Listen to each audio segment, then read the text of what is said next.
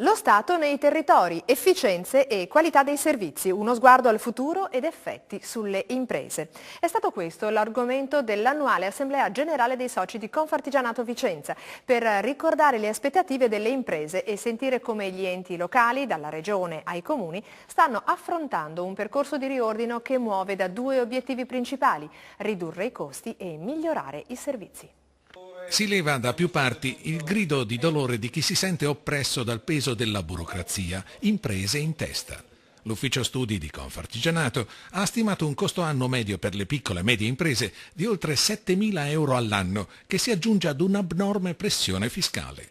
Ma siamo sicuri che poi i cittadini siano veramente disposti ad accettare un taglio della burocrazia?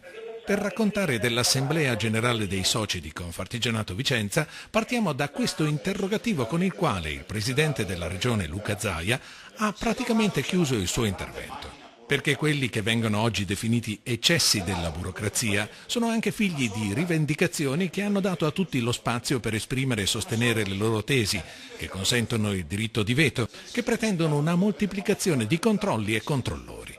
Prima di tutto bisogna capire fino in fondo se siamo tutti disposti a lavorare per un progetto burocrazia zero. Sembra quasi un'assurdità questa domanda, però se ti bocciano il figlio a scuola si ricorre al TAR in Italia.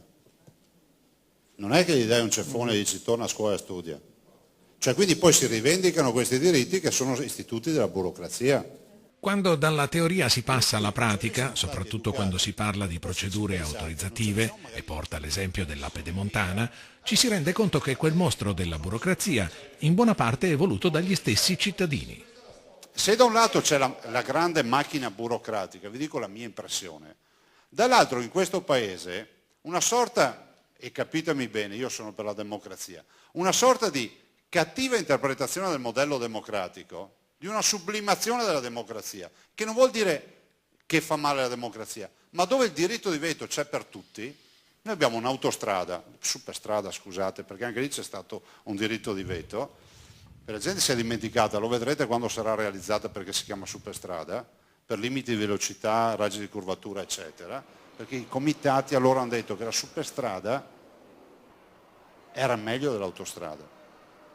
Siamo passati da 24,50 metri di careggiata a 24 metri. Le fasce di rispetto non più da 60 ma da 30 metri, come se fosse possibile pensare che un cittadino vuol farsi la casa vicino al nastro d'asfalto, ci può arrivare a 30 metri non più a 60. Questa è stata la grande decisione. Ho perso 5 anni per queste robe qua.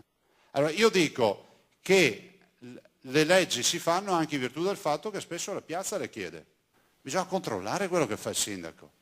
Bisogna controllare quello che fa il consigliere. Allora, se partiamo da questo presupposto, guardate che la burocrazia è ancora poca, perché la quantità di discrezionalità che abbiamo tolto agli amministratori in questi anni, dal post Tangentopoli ad oggi, è finita sulle piazze oggi. Cioè, noi ci lamentiamo del fatto che, se voi ci pensate, noi ci lamentiamo perché nessuno decide più nulla.